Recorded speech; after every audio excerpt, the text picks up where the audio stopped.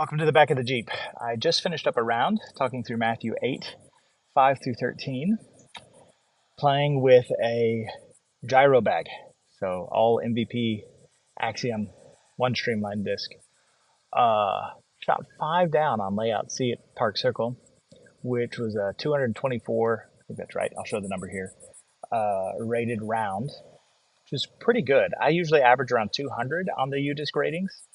But 2 days ago, I played my best U-disc rated round ever, also Park Circle Layout C, at 8 down. That was 243. So a 3-stroke difference going from a bag I've been playing with for years at this point to a bag I've never played with. Let's talk about what happened.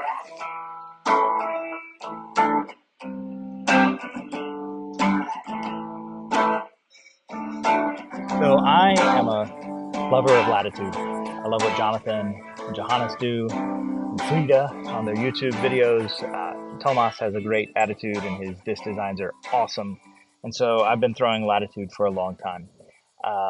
Gyro's interesting to me. I have kind of like FOMO purchased a disc or two, but most of my gyro collection has come through Trash Panda disc swaps, finding disc on the course with no name or number, that sort of thing. So let's talk through how the round went and what I learned about the different discs. I want to start with the gyro drivers.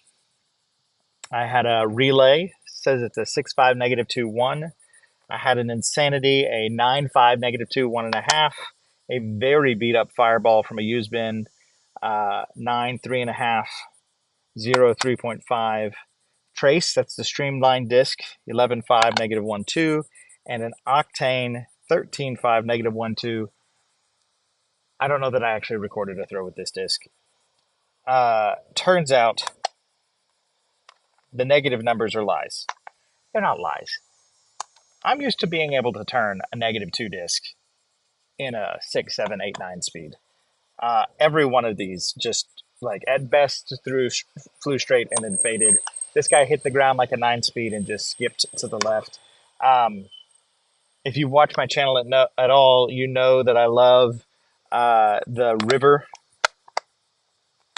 particularly this Frost River that I can just like get beautiful turnover lines on. The Brave is awesome.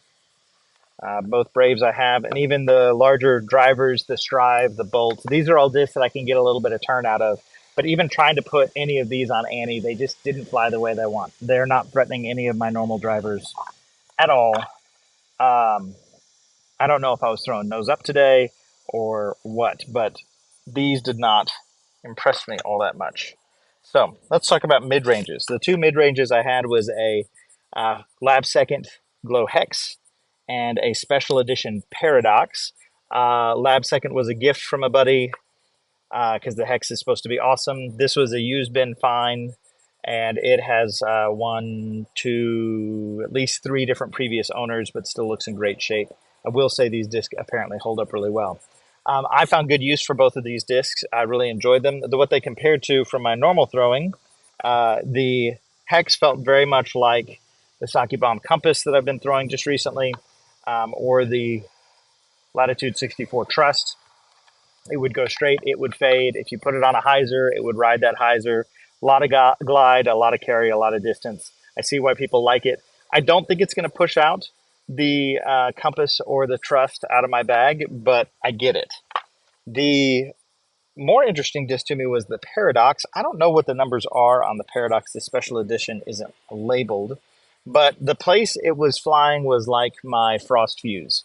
So with this disc, I could throw it and just reliably see it go straight, hook onto an Annie line, and then fade to the right.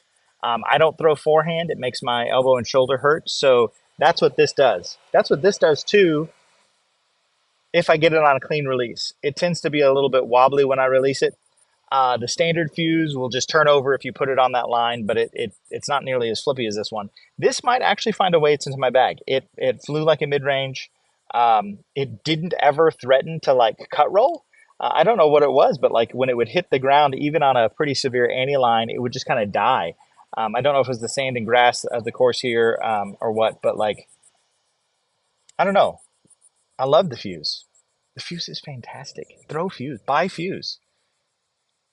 But a beat-in fuse, this is kind of special. This might be a good disc that makes its way into the bag.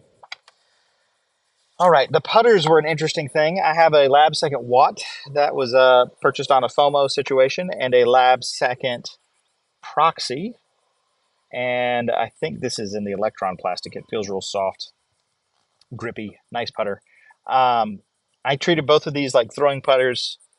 Quite honestly, they fly really similarly. I don't know. The Watt felt like I could get more turn out of it. See, I can get turn on the putters in mid-range. I just don't know what it is with the gyro drivers. Anyway, Paradox wouldn't fight back. It kind of felt like a hyzer flip disc. So really interesting discs that compare very favorably to my favorite throwing putters, and probably my favorite putters because I actually putt with them, the Keystones.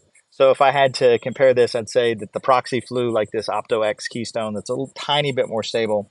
And the, I don't know. These all kind of feel the same to me. The hand feel is okay on these discs, but I love the way a Keystone feels in my hand. So I don't think these are going to threaten the Keystones, but they're great discs. Flew really nice for me. Don't know what to do about that other than to say that that's what it is. The last category that was interesting is I have the Latitude 64 Beetle that if you watch my videos at all, you know I throw a lot as my upshot disc. Inside 100 feet, it's super controllable. You can hyzer flip it. You can do a nice turnover. You can throw it on hyzer and it'll hold. If you want to push it past 100 feet, it just doesn't want to do that. But within 100 feet, super, super shapeable. Again, without a forehand, this disc gets thrown a lot for me. The glitch was the comparison. Everybody loves or hates to love the glitch. Certainly more stable.